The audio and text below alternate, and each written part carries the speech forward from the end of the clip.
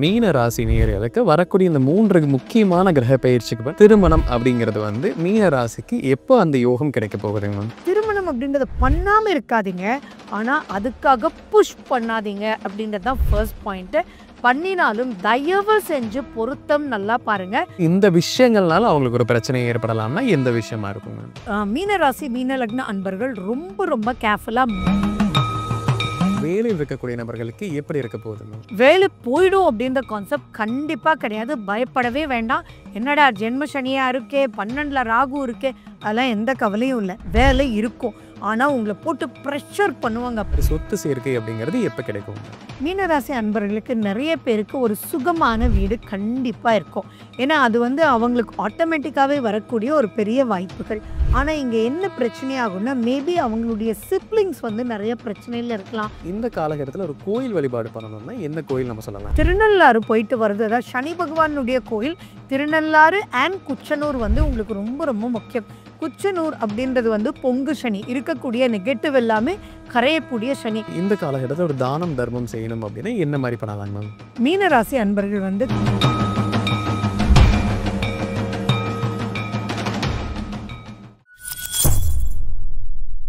பக்தி பிளஸ் நேயர்களுக்கும் வணக்கம். இன்று நம்மோடு இணைந்த பேர் கல்பனா ஸ்ரீகாந்த் மேம் அவர்கள். வணக்கம் மேம். நமஸ்காரம். இப்போ நம்ம மீன ராசி நேயர்களுக்கு வரக்கூடிய இந்த 3 முக்கியமான கிரக பயிற்சிக்கு அவங்க லைஃப் எப்படி இருக்க போகுது அப்படிங்கிறத பார்க்கலாம். சனி பயிற்சி முடிஞ்சது, நீ வரக்கூடிய குரு அண்ட் ராகு கேது பயிற்சி.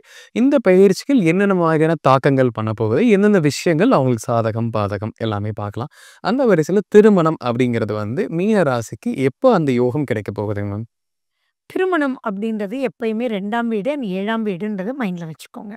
இப்போ சனி பகவான் இவங்க மேலேயே ஜென்ம சனியா இருக்காரு அண்ட் 7ஆம் வீட்டை பார்க்குறார். ஓகேங்களா? இதுல திருமணத்துக்கும் சனிக்கும் பெரிய சம்பந்தம் இல்லை அப்படின்னா கூட இப்போ ஏதோ மனசுக்குள்ள ஒரு பயமாவே அவங்களுக்கு இருக்கும். பொதுவாகவே அந்த காலம் மாதிரி கிடையாது. எதானாலும் கல்லானாலும் கணவன், ஃபுல்லானாலும் கணவன் அப்படின்றதெல்லாம் போய் எந்த ஒரு விஷயத்துலையும் ஃப்ரிக்ஷன் தான் இன்னைக்கு ரிலேஷன்ஷிப்ல இருக்கு.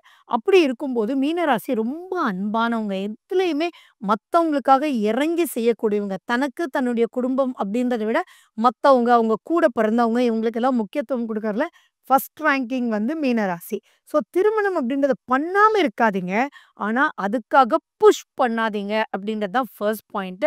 பண்ணினாலும் தயவு செஞ்சு பொருத்தம் நல்லா பாருங்க. பேசிக் பொருத்தம் மட்டும் இல்ல, கட்ட பொருத்தமும் ரொம்ப நல்லா பார்க்கணும். இப்போ உங்களுடைய லைஃப் பார்ட்னருக்கு என்ன திசா புத்தி நடக்குது, அவங்களுடைய குணநலம் எப்படி இருக்குன்றதெல்லாம் கொஞ்சம் பார்த்துட்டு அதுக்கப்புறம் உள்ள நுழையிறது ரொம்ப இம்பார்ட்டன்ட்.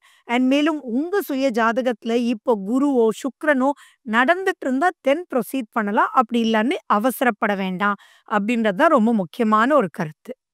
மீன ராசி நேயர்களுக்கு இந்த காலகட்டத்தில் அவங்களுக்கு குழந்தை பாக்கியம் அப்படிங்கிறது எப்போ கிடைக்க போகுதுங்க மேம்?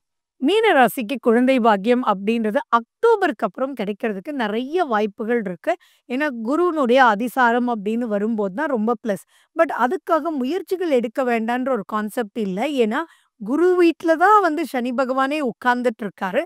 அண்ட் குருனுடைய பார்வை பல விஷயத்துக்கு ப்ளஸ்ஸா தான் இருக்கு. அதனால பட் டிலே ஆகும், அவ்வளவுதானே ஒழிய ப்ரெஷரா இருக்கும். ஒரு டாக்டர்கிட்ட போனீங்க அப்படின்னா இப்ப இல்லையே அப்படின்னு இருக்கும். ஸோ என்ன பொறுத்தளவு நான் என்ன சொல்வேன் அப்படின்னா, ரொம்ப நாள் ஆச்சு குழந்தை இல்லை அப்படின்னா இப்ப ப்ரொசீட் பண்ணுங்க. Keep on getting the opinions. அக்டோபருக்கு அப்புறம் அதுக்குண்டான நீங்க ட்ரீட்மெண்ட் மூலியமா போறீங்க அப்படின்னா அப்போ எடுங்க. அப்ப இட் வில் பி பாசிட்டிவ். தானா கிளிக் ஆறது அப்படின்றது நம்ம பார்க்கறது கோச்சாரம் தான். அவங்க சுய ஜாதகத்துல ஃபேவரபிளா இருந்து அவங்களுக்கு சூரியனும் குருவும் நல்லாவே இருந்ததுன்னா குழந்தை பாக்கியத்தை பத்தி கவலைப்பட வேண்டாம். they can just proceed like that.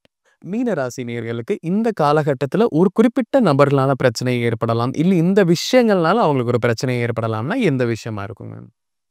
மீனராசி மீன லக்ன அன்பர்கள் ரொம்ப ரொம்ப கேர்ஃபுல்லா மன தெளிவோட இருக்கணும். இல்லாட்டி சுத்தி சுத்தி எல்லா பிரச்சனையும் வரும். இவங்களுக்கு தான் எதிர்பார்க்காம ஹேக்கிங் நடக்கிறதுக்கு வாய்ப்புகள் இருக்கு. இவங்க தப்பா சைன் பண்ணும்போது செக்ல ஒரு 0 ஜாஸ்தி போடுறதுக்கு வாய்ப்பு இருக்கு. இவங்க எடுத்து கொடுக்கும்போது இவங்க பேக் பண்ணி வச்சிருப்பாங்க. அது ஒரு பணத்தை எடுக்கிறது பதில் இன்னொரு பணம் எடுத்து கொடுக்கறதுக்கு வாய்ப்புகள் இருக்கு. கணக்குல தப்பு நடக்கிறதுக்கு வாய்ப்புகள் இருக்கு. ஸோ எதுலையுமே அலர்ட் அலர்ட் அலர்ட்னு இல்லைன்னா சுத்தி சுத்தி எல்லா விஷயமே பிரச்சனையா இருக்கும். மனத்தெளிவு அப்படின்ற ஒரு விஷயம் தான் இவங்களுக்கு ஹெல்ப் பண்ணும். நம்பினேன்ற வார்த்தை கூடவே கூடாது. இப்ப நம்பிக்கை மோசடி நடக்கிறதுக்கு வாய்ப்புகள் இருக்கு. அப்ப அதுக்கு பேரு தான் நம்பிக்கை துரோகம். அதுலயே ஆன்சர் இருக்கு. நம்புனதுனால தான் துரோகம். ஸோ இப்ப நம்பாம இருக்கணும். நம்பலன்னா ரொம்ப பெரிய ப்ராப்ளம் ஆயிடும். அடுத்தது யார அப்படின்னு சொல்லும்போது, இவங்க டோட்டலா பார்த்தீங்கன்னா, யாரா இருந்தாலும் நம்பி தான் ஆகணும். இப்போ ஒரு அக்கவுண்டன்ட்ட நம்பி தான் ஆகணும். வொர்க் பண்றவங்கள நம்பி தான் ஆகணும். கூட வொர்க் பண்றவங்கள நம்பி தான் ஆகணும். அதுலலாம் நம்புனேன்ற ஒரு பாயிண்ட் இல்லாம சிம்பிளா சொல்லணும்னா, இப்போ ஒரு லீவே அப்ளை பண்ணியிருக்காங்க அப்படின்னா, தட் இஸ் முதல்லயே இன்ஃபார்ம் பண்ணிட்டாங்கன்னா கூட, இப்போ வந்து sir just to remind that from tomorrow onwards for 5 days I am in leave அப்படின்னு போடலன்னா, இவங்க வந்து ஃபயர் பண்ணிடுவாங்க. என்னடான்னே உங்களுக்கு புரியாது. அந்த அளவுக்கு வந்து மைனஸ் இருக்கும். பட் ஸ்டில் இவங்களுக்கு ரொம்பவே ஹெல்ப் பண்ணக்கூடியது கேது 6ஆம் வீட்ல இருக்கு. அப்படி இருக்கும்போது ஒரு ஞானத்தின் அடிப்படையில போய் இவங்க பேசும்போது தில் ரீகெட் இட். பட் அகைன் ஃப்ரிக்ஷன் தானே. ஸோ இதுலலாம் அலர்ட்ன்னு இருந்தா தான் அவங்க ஜெயிக்க முடியும். மீனராசி நேயர்களுக்கு பிசினஸ் அப்படிங்கிறது எப்படி இருக்க போகுதுங்க மேம்? பிசினஸ் அப்படின்றது 10ஆம் வீடு. அந்த 10ஆம் வீடுல எந்த விதமான பயம், பாதிப்பு இல்ல. சனியினுடைய பார்வையும் அங்க இருக்கு. குருவினுடைய பார்வையும் அங்க இருக்கு. அப்படின்னா ரொம்ப ஸ்மூத்தா போகும் அப்படின்ற ஒரு கான்செப்ட் கிடையாது. பட் எது எடுத்தாலுமே நீங்க ஒரு டிசைன் பண்ண சொன்னா, உங்க டை மேக்கர் வேற ஒரு டிசைன் பண்ணியிருப்பாரு. ஒரு விஷயத்த நீங்க எஜுகேட் பண்ணி சொல்லியிருப்பீங்க. நீங்க ஏதோ சொன்னத தப்பா புரிஞ்சுகிட்டு உங்ககிட்ட வொர்க் பண்றவங்க வந்து வேற ஒரு டிசைனிங் பண்ணியிருப்பாங்க. ஃபர்ஸ்ட் யாருக்கு பண்ணணுமோ பண்ணாம, செகண்ட பண்ணியிருப்பாங்க. ஸோ எதுவாக இருந்தாலும் இந்த பாயிண்ட்ல என்ன பண்ணணும் அப்படின்னா, பிசினஸ் சூப்பரா நடக்கணும் அப்படின்னா, ஆப்போசிட்ல இருந்தவங்களுக்கு கரெக்ட்டா புரிய வச்சீங்களான்னு பாருங்க. புரிய வைக்கிறது மட்டும் இல்ல, கையால எழுதி இதுதான் ஃபர்ஸ்ட் முடிக்கணும், செகண்ட் முடிக்கணும்னு பண்ணிட்டீங்கன்னா ஓகே. பட் ஃப்ரிக்ஷன் இருக்கும். பயப்பட வேண்டிய அவசியங்கள் இல்ல. பொருளாதாரத்துக்கு கஷ்டப்படுறேன் அப்படின்ற வார்த்தை வந்து வராது. ஆனா அலைச்சல் மேல அலைச்சல். போதும்டாப்பா!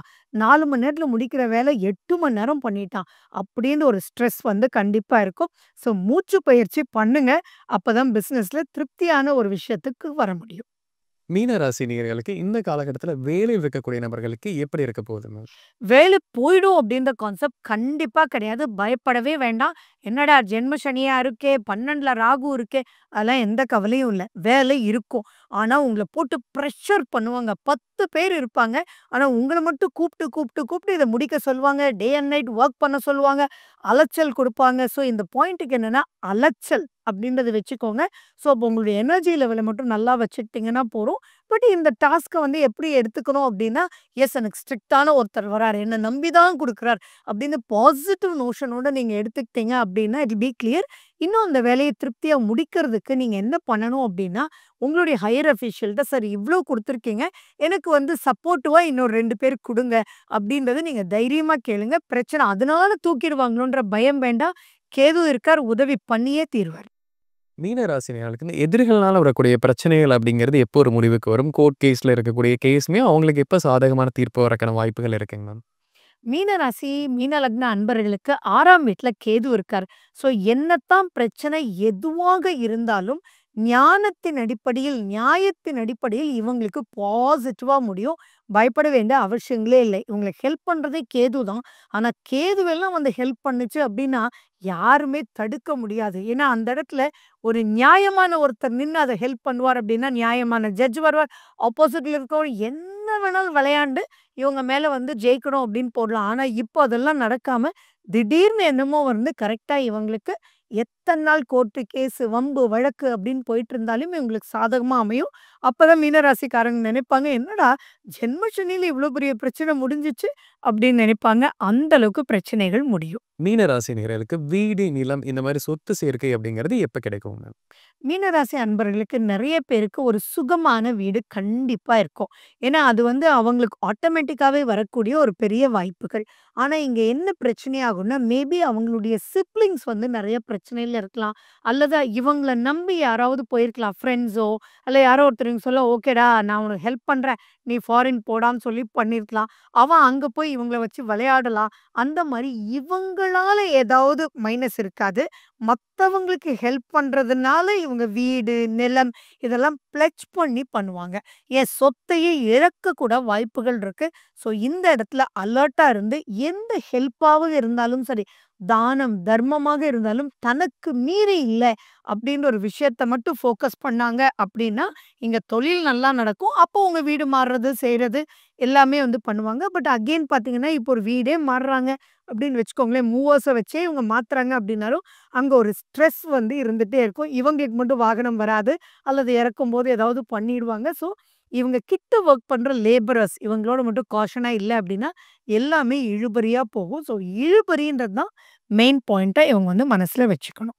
மீனராசி நேயர்களுக்கு இந்த காலகட்டத்தில இஎம்ஐ, கடன் இந்த மாரி விஷயங்கள்ல இருந்து எப்போ அவங்களுக்கு ஒரு விடிவு காலம் கிடைக்குங்க? மீனராசி அன்பர்கள் வந்து அவங்களுக்காக வாங்குறாங்களோ இல்லையோ, மத்தவங்களுக்காக வாங்க கூடவே கூடாது இந்த காலகட்டத்துல.